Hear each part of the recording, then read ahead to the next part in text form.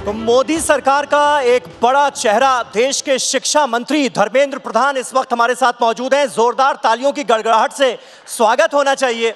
धर्मेंद्र प्रधान जी, बहुत बहुत स्वागत है। और मुझे याद है 2019 के लोकसभा चुनाव हो रहे थे तो आपको उज्ज्वला मैन कहा जा रहा था। इस बार आप भारतीय जनता पार्टी के संकट मोचक की भूमिका में नजर आ रहे हैं। आपके कार्यकर्ता, बीजेपी के कार्यकर्ता आपको संकट मोचक कह रहे हैं। आपको कौन सा नाम, कौन सी भूमिका ज्यादा पसंद है? मेरा नाम धर्मेंद्र प्रधान है, मैं उतना ही सीमित रहना चाहता हूँ जी, उससे आगे कुछ नहीं। अच्छा, इस बार भारतीय जनता पार्टी के तमाम नेता नारे लगा रहे हैं कि मोदी है तो गारंटी है। धर्मेंद्र प्रधान के लिए, आपके लिए मोदी की गारंटी क्या है?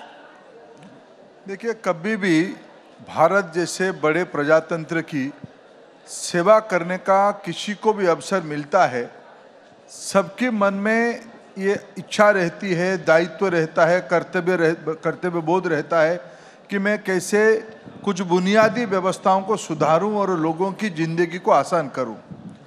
मैं पिछले 10 साल में माननीय प्रधानमंत्री नरेंद्र मोदी जी के नेतृत्व में जो कार्यकाल रहा, उससे सबसे बड़ा लाभार्थी बने देश की वंचित वर्ग, देश की गरीब लोग, देश की विकास की सीढ़ी में, विकास की इंडेक्स में जो नीचे पायदान, बॉटम ऑफ द पिरामिड जो थे, वो आज मोदी गारंटी के कारण ऊपर जा रहे हैं। पिछले ही 10 साल के प्रयास से 25 करोड़ लोग दारिद्र्यता की सीमा रेखा से उठ के ऊपर गए हैं। उनकी जिंदगी आसानी की ओर बढ़ा है। आसान हो गया नहीं कहूँगा मैं, आसानी की ओर बढ़ा है। पिछले 75 साल की अवधि में इतने बड़े क्वांटम जंप शायद किसी कालखंड में ऐसे नहीं हुआ था। मैं सबसे बड़ा गारंटी मानता हूं, सबसे बड़ा उपलब्धि मानता हूं, थोड़ा बहुत संतोष भी है कि ये एक मौलिक पैराडिम शिफ्ट, ढांचागत परिवर्तन मोदी जी के कार्यकाल में देश की जनता के लिए, वंचित वर्गों के लिए कर लिया गया। इसी सारे वायदे को 2013-14 में प्रधानमंत्री जी देश के सामने घूम घूम के कहे थे। आज संतोष की विषय है, यह सब पूरा होते हुए दिख रहा है। तो इस बार लोकसभा चुनावों में 400 सीटों की गारंटी है? तो लक्ष्य तो हमारा वही है। हाँ। एनडीए की 400 पार करना ही है। यही हम सबके लक्ष्य है। हमारे पास सारे पूरी जनता की मन बन गई है उस दिशा में, सब उस मूड पे जा रहे हैं। अच्छा, ये बीजेपी के पास, आपकी सरकार के पास इतनी ढेर सारी लाभार्थी योजनाएं हैं जिनका आपने अभी जिक्र किया, ऐसे वादों की लिस्ट है जो कि पूरे हो चुके हैं, उसके बावजूद भी मोदी के नाम पर चुनाव हर बार क्यों लड़ना पड़ता है? नहीं, स्वाभाविक हमारी, देखिए हमारी पूरा सभ्यता को देखिए। आप कहोगे कि भाई रामायण की क्यों मूल चरित्र राम ही रहे, महाभारत की मूल चरित्र श्री कृष्ण भगवान क्यों रहे, अर्जुन क्यों रहे? कोई भी एक घटना प्रवाह में कोई एक पात्र रहते हैं, कोई चरित्र रहते हैं। आज ये जो भारत की मोमेंटम बन रही है, इस भारत की क्षण में, मैं इसको बड़े जिम्मेवारी के साथ कह रहा हूँ, दुनिया के अंदर एक इंडिया मोमेंट आई है, मोमेंटम पकड़ी है। उसकी स्वाभाविक नेता और इनकी दृष्टि की हकदार देश की प्रधानमंत्री नरेंद्र मोदी जी हैं। इसलिए कैप्टन तो कैप्टन ही होता है ना। 11 लोग क्रिकेट में खेलते हैं जी, लेकिन कैप्टन की जिम्मेदारी अलग रहती है। उन्हीं के नाम पे उनकी नेतृत्व का स्वीकृति होती है, भरोसा होती है। एक गारंटी धर्मेंद्र प्रधान जी आप ओडिशा में भी दे रहे हैं, 15 सीटों की गारंटी। तो ये गारंटी इस वजह से है क्या क्योंकि धर्मेंद्र प्रधान खुद इस बार लोकसभा चुनाव लड़ने जा रहे हैं ओडिशा से? नहीं, देखिए पिछले बार भी हम लोग 8 सीट जीत चुके हैं और 8 से उससे ऊपर जाना ही है। मैं सदैव कहा हूं, पिछले 10 साल में मोदी जी की अप्रूवल रेटिंग उड़ीसा की वोटर्स में, हमारी पक्ष विपक्ष कोई भी लोग असेसमेंट करे, प्रधानमंत्री की मिनिमम 75 से 90% तक लोगों की पसंद उड़ीसा की सदैव प्रधानमंत्री नरेंद्र मोदी रहे हैं। स्वाभाविक इस बार इसकी सीटों में, पिछले बार हम लोगों ने एकदम अल्प मतों में 3 सीट को हारे थे। पिछले बार भी हमने 50% की ज्यादा सीट जीतने वाले थे। हम लोग 40-45% तक जीते सीटों में से। जी। इस बार हम लोग एक बहुत बड़ी जंप करेंगे, इसमें तो ये दीवार में लिखा हुआ दिख रहा है। उसमें एक सीट आपकी भी होगी। मेरे को अगर पार्टी अनुमति देगी, निश्चित रूप में मैं सौभाग्यशाली रहूंगा इस मोमेंट की हिस्सेदारी करने के लिए। उनकी उस आनंद की क्षण मेरे साथ भी जुड़ेगा। मैं आपको लगातार देख रहा हूं, ओडिशा में आप अच्छा खासा समय व्यतीत कर रहे हैं। आज इस मंच से क्या ऐलान करना चाहेंगे कि धर्मेंद्र प्रधान ओडिशा की किस सीट से चुनाव लड़ने जा रहे हैं इस बार? नहीं, ये मेरे पार्टी की दायित्व है। मैं कौन होता हूं? मैं तो कार्यकर्ता हूं। पार्टी जो तय करेगी मैं वही करने वाला हूं। अच्छा, गारंटी का जिक्र हो रहा है, तो एक गारंटी राहुल गांधी भी दे रहे हैं। जब किसान आंदोलन शुरू हुआ, किसान लगातार जब सड़कों पर नजर आए और उन्होंने डिमांड्स की एमएसपी पर कानूनी गारंटी की, तो राहुल गांधी ने यह कहा कि हमारी सरकार बनी तो हम देंगे एमएसपी पर कानूनी गारंटी। राहुल गांधी को कोई गंभीरता से इस देश में लेता ही नहीं है, इसलिए मैं भी उन विषय में बहुत रिएक्ट नहीं करना चाहता हूं। बोलने के लिए कोई भी बोलबोला बात कह सकता है, लेकिन उनकी पार्टी वाले जब उनको सीरियसली लेते नहीं है, अभी जनता कैसे सीरियस लेगी? पिछले 2 चुनाव में जनता ने अपना एक अभिमत दिया है, इस बार उससे और खराब स्थिति होगा उनकी। तो ये एमएसपी पर कानूनी गारंटी, इसको आप सीरियसली नहीं लेते? इसमें उनकी बातों को मैं उनकी बातों को पिछले 5 साल में प्रधानमंत्री किसान सम्मान निधि में हमने पिछले 5 साल में जितने बैंक खाते में 6,000 रुपया पर किसान हमने उपलब्ध कराया आजादी के उपरांत किसानों को जी, ये कोई एमएसपी नहीं है, ये सीधा सीधा कैश बेनिफिट किसानों की है। मैं कभी उड़ीसा धान उत्पादन करने वाला राज्य है। जी जी। मैं 4 से 14 की एक स्टैटिस्टिक्स देख रहा था। 4 से 14 उड़ीसा में 300-350 लाख मीट्रिक टन धान खरीदी की गई है, जिसकी मूल्य लगभग 35,000 करोड़ रुपया होगा। पिछले 10 साल में यह 650 लाख मीट्रिक टन खरीदा गया है, डबल, लगभग डबल जी। उसकी मूल्य 1,08,000 करोड़ रुपया हुए। उड़ीसा के किसानों को पिछले 10 साल में एमएसपी में धान में ही केवल 1,08,000 करोड़ रुपया की लाभ दिया गया उड़ीसा में। ऑल इंडिया चित्र अलग बात होगी और बड़ा होगी। इसलिए पिछले आज किसान क्रेडिट कार्ड ना केवल किसानों को मिलता है, गेहूं धान उत्पादन करने वाले किसानों को मिलता है, दलहन उत्पादन करने वाले किसानों को मिलता है, मछुआरों को मिलता है, पशुपालकों को मिलता है। आज ट्राइबल फॉरेस्ट प्रोड्यूस को भी एमएसपी दिया जाता है। आज माइक्रो प्रायोरिटी की लोन, मुद्रा हो, स्वनिधि हो या कृषि ऋण हो, ये रिकॉर्ड अमाउंट की लोन जिसकी ब्याज बहुत ही नगण्य है, आज गांव में शहरों की गरीबों में दिया जा रहा है। इसलिए कुछ भी कोई बात कहे, पिछले 10 साल की इस प्रकार की अनेक गारंटी को लोगों ने लाभ लिया है, अनुभव किया है। इसीलिए एक नई रिश्ता बनी है प्रधानमंत्री जी के साथ देश के लोगों की।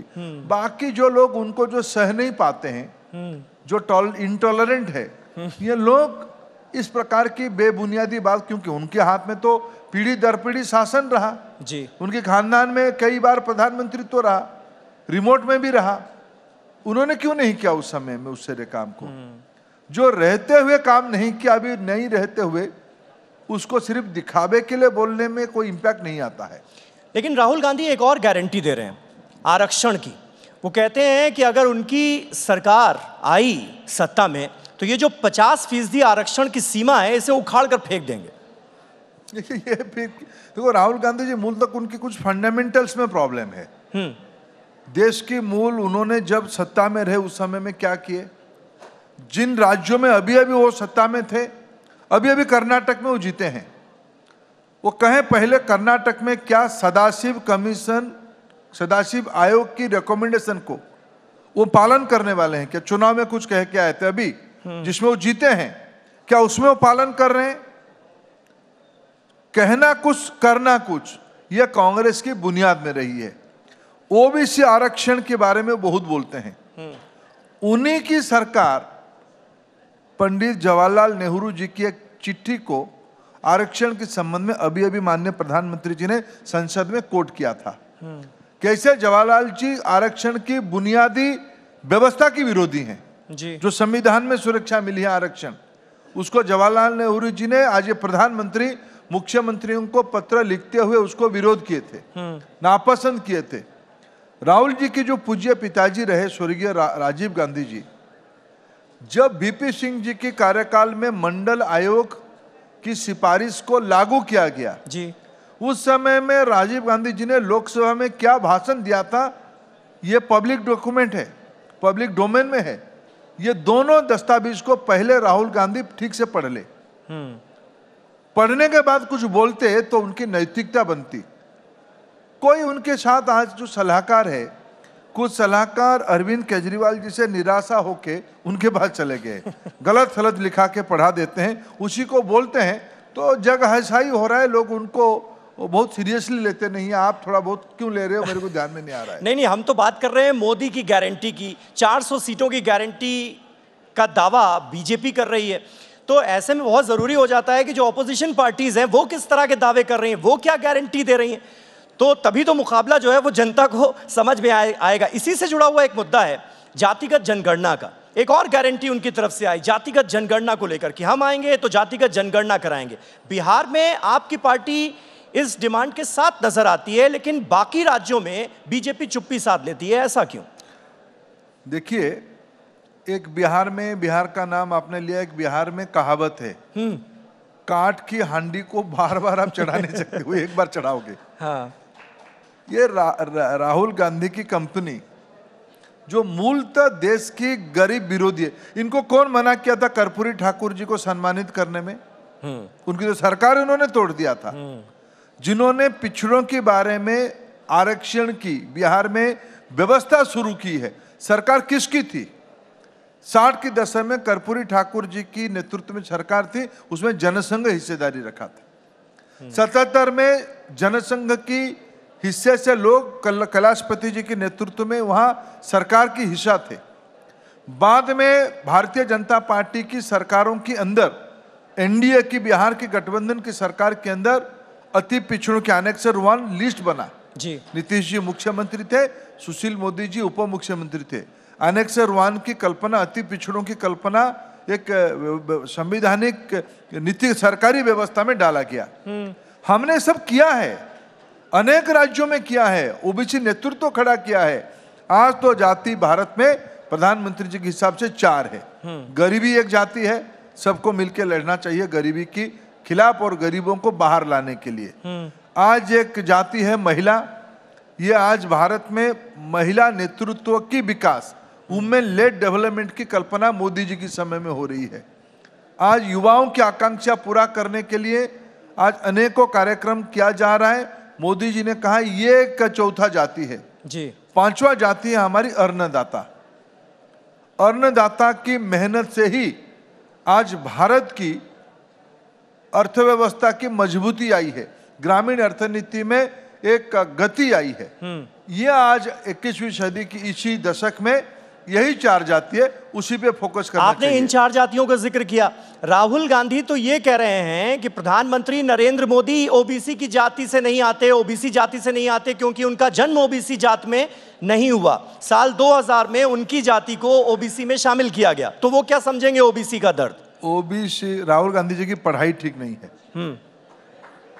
वो पढ़ाई करके पहले आए, क्या क्या बोल लेते हैं। हाँ। कोई जानकारी नहीं है, कुछ भी बोल देते हैं, जो कुछ कहावत में लिख के दे देता है उसी को बोल देते हैं। एक हमारी कहावत है, हमारी वहाँ देहाती कहावत है, पढ़ाई कम बैग का साइज ज्यादा है, बस्तानी बड़ा है।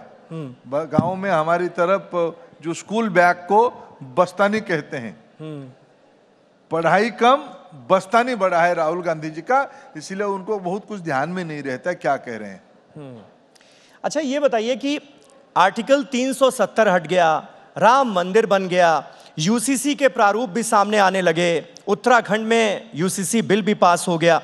अब लोग पूछ रहे हैं कि भाई भारतीय जनता पार्टी आखिर अब किस एजेंडे पर काम करेगी? कौन सा वादा आने वाले वक्त में आपके घोषणा पत्र में होगा? देखिए, भारतीय जनता पार्टी की एजेंडा बहुत स्पष्ट है। सबका साथ, सबका विकास, सबकी विश्वास, सभी के लिए प्रयास करना। जब तक भारत की हर एक घर में आधुनिक और बुनियादी व्यवस्था नहीं पहुंच जाता है, हमारी जिम्मेवारी खत्म नहीं होती है। लोगों की रोजी रोटी, घर, कपड़े, सम्मान की जिंदगी, एक कल्याणकारी व्यवस्था की जिम्मेवारी होती है। भारतीय जनता पार्टी उस व्यवस्था के लिए प्रतिबद्ध है। 14 में प्रधानमंत्री जी ने कहा था कि मेरे सरकार देश की महिला, युवा, गरीब, वंचित, दलित, आदिवासी, पिछड़ों के लिए समर्पित रहेगा, उनकी एम्पावरमेंट के लिए समर्पित रहेगा। आज तो 3 करोड़ लखपति दीदी की कल्पना हो रही है। नमो ड्रोन दीदी के नाम पे ड्रोन को एक इकोनॉमिक इंस्ट्रूमेंट बनाया जा रहा है। डिजिटल पब्लिक इंफ्रास्ट्रक्चर दुनिया में 50 है, उनमें से भारत में 19 हो चुका है। इसकी संख्या और कैसे बढ़ेगा? आधार हो, आभा हो, अपार हो, लोगों की जिंदगी को टेक्नोलॉजी के साथ जोड़ के कैसे आसान बनाया जाए, लोगों की सशक्तिकरण हो, एम्पावरमेंट हो, यही भारतीय जनता पार्टी की एजेंडा है।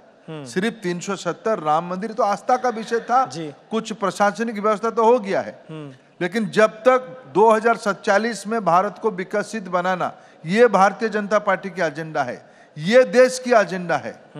लोगों की इकोनॉमिक एम्पावरमेंट करना, सोशल एम्पावरमेंट करना, सामाजिक न्याय प्रतिष्ठा करना, ये हमारी एजेंडा है।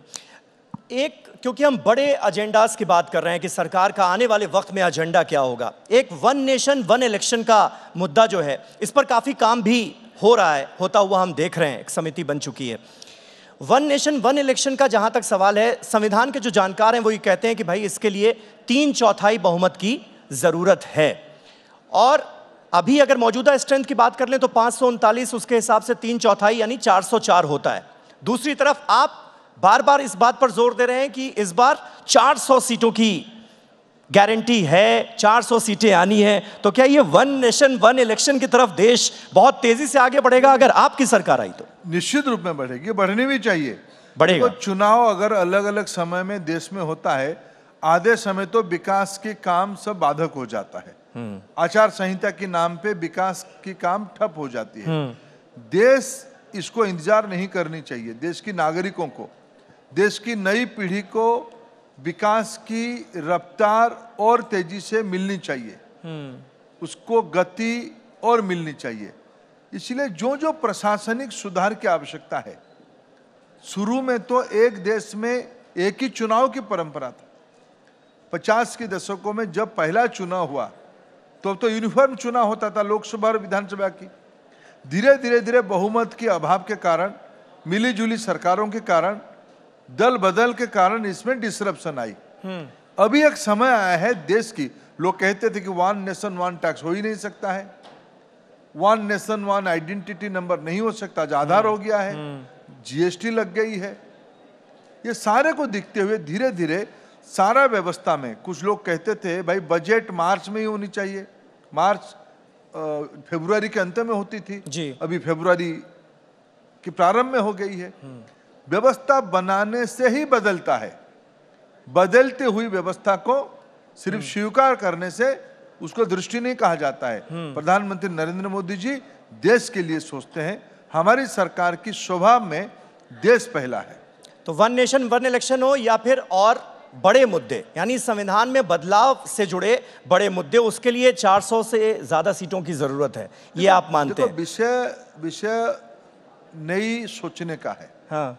लोगों को ध्यान में रख के सोचने का है, समाज की निचले तबके को पहले ध्यान में रख के सोचने का है। नहीं, ऑपोजिशन ये कहता है ना, मल्लिकार्जुन खड़गे ये कहते हैं कि भाई ये अगर दोबारा अब आ गए सत्ता में तो संविधान बदल देंगे। देखिए, उन्होंने संविधान रखा था क्या? 74 में 74 में उन्होंने संविधान को पहली बार गला घोट दिया था। हाँ। जिन्होंने खुद ही संविधान को एलानिया गला घोटा था, इनकी कोई नैतिकता नहीं है कुछ कहने के लिए। बाकी खड़गे साहब ये भी तो कहते हैं अब की बार 400 पार, ये नारा तो उन्होंने ही शुरू किया है। हाँ। उनकी बात को बहुत क्या कहेंगे हम, बड़े नेता है। अच्छा, भारत के शिक्षा मंत्री हैं आप, तो इंडिया के फ्यूचर के लिए नए भारत की गारंटी नेशनल एजुकेशन पॉलिसी को इम्प्लीमेंट करते हुए देश के नौनिहालों को, छात्रों को, स्टूडेंट्स को क्या देना चाहेंगे आप? देखिए, 3.5 दशक के बाद 2020 में राष्ट्रीय शिक्षा नीति प्रधानमंत्री मोदी जी ने देश के सामने रखा। 2-3 छोटे छोटे फीचर्स में कहूंगा कम समय में शिक्षा नीति के बारे में। जी। शिक्षा नीति एक दार्शनिक तथ्य है, एक फिलोसॉफिकल डॉक्यूमेंट है। भारत को 21वीं सदी में एक वैश्विक जिम्मेवारी लेने के लिए तैयार करने में अपने नई पीढ़ी के कंधे पे उसको भरोसा के साथ रखने के लिए राष्ट्रीय शिक्षा नीति की कल्पना की गई है। जी। भारतीय भाषा, स्थानीय भाषा के माध्यम से शिक्षा व्यवस्था गहरा रूटेड हो, जड़ से जुड़ा हुआ हो और फ्यूचरिस्टिक को, भविष्य को पकड़ने के लिए शिक्षा काम पे आए, ज्ञान भी मिले, दक्षता भी मिले। प्रधानमंत्री इसीलिए कहते हैं डिग्री महत्वपूर्ण है लेकिन कॉम्पिटेंसी उससे महत्वपूर्ण है। जी, इसीलिए क्या ओपन बुक सिस्टम जो है वो लागू करने के लिए नेक्स्ट वार्षिक परीक्षाएं जो होंगी, जो बोर्ड के एग्जाम्स होंगे, उसमें आप लोग सोच रहे हैं क्या? ये एक सीबीएसई की छोटी सी रिफॉर्म को शिक्षा नीति की व्यापकता के साथ मत जोड़िए। अच्छा। शिक्षा नीति अगर व्यापकता के साथ मैं कहूँ, पहले हमारी 5 विषयों पे स्कूलों में पढ़ाई होती थी। जी। लैंग्वेज पे पढ़ाई होती थी, मैथमेटिक्स पढ़ाई होती थी, साइंस पढ़ाई होती थी, एनवायरमेंटल साइंस पढ़ाई होती थी, सोशल साइंस पढ़ाई होती थी। ये 5 ही कंपलसरी विषय होते थे 6वीं से 12वीं तक। अभी राष्ट्रीय शिक्षा नीति में उसमें हमने 3 और विषय को जोड़ा, जिसमें व्यक्ति की और लड़के की क्रिएटिविटी, क्रिटिकल थिंकिंग और व्यक्तित्व विकास और बढ़ेगी। Arts, skill development and sports, ये 3 विषय, 5 और ये 3, ये तीनों मिलकर 8 विषय की अभी कंपलसरी पढ़ाई होगी। छात्र अपना रुचि में पढ़ेगा। स्पोर्ट्स यानी एक ही प्रकार की स्पोर्ट्स नहीं होगा, जिस स्पोर्ट्स में उसकी रुचि है, खेलने कूदने में, उसको ही पढ़ाई की हिस्सा उसको मनाया जाएगा, उसको सब्जेक्ट दिया जाएगा, उसकी क्रेडिट रेटिंग में उसकी क्रेडिट पॉइंट वो अर्न करेगा। स्किलिंग स्कूल से शुरू होगा तो बच्चों की एम्प्लॉयबिलिटी बढ़ेगी, एंटरप्रेन्योरशिप बढ़ेगी। सिर्फ वो नौकरी लेने के लिए चक्कर में नहीं रहेगा, देने की परंपरा पे जाएगा। और सभी व्यक्ति में कुछ ना कुछ इनोवेशन है, क्रिएटिविटी है। इसीलिए ओपन बुक एग्जाम के बारे में सोचा। ना ओपन बुक, फिर आप कंफ्यूजन हो रहे हो। हाँ। ओपन बुक सीबीएसई के द्वारा भारत में 60 से ज्यादा बोर्ड हैं। सीबीएसई भारत की राष्ट्रीय स्तर की बोर्ड है। उन्होंने एक छोटी सी पहल किया है। अच्छा। मूल विषय भारत की शिक्षा देने की प्रणाली में मातृभाषा में शिक्षा दिया जाएगा, ये एक रिफॉर्म है। जी। स्किलिंग करवाया जाएगा पढ़ाई के साथ साथ, ये स्ट्रक्चरल रिफॉर्म है। स्पोर्ट्स को पढ़ाई का हिस्सा माना जाएगा। अभी क्या धारणा था, कुछ नहीं होता तो खेल कूद करता है, ऐसा नहीं है। खेलने को भी पढ़ाई का हिस्सा मान के उसको डिग्री दिया जाएगा, सर्टिफिकेट दिया जाएगा। इस प्रकार की स्ट्रक्चरल रिफॉर्म राष्ट्रीय शिक्षा नीति में हो रही है। तो इंडिया के फ्यूचर के लिए ये नए भारत की गारंटी होगी, जिसका आपने जिक्र किया। धर्मेंद्र जी, बहुत बहुत शुक्रिया हमारे साथ बातचीत में जुड़ने के लिए और इतनी अहम जानकारियां हमें देने के लिए, और सरकार की नीतियों के बारे में भी जो आपने आगे का एक प्लान आज दिया है, बताया है। मुझे लगता है कि बहुत लोग देश में आपको इस वक्त सुन रहे होंगे और उनको ये जानकारी होगी कि आगे इसे लेकर सरकार की सोच क्या है नेशनल एजुकेशन पॉलिसी को लेकर। बहुत बहुत शुक्रिया।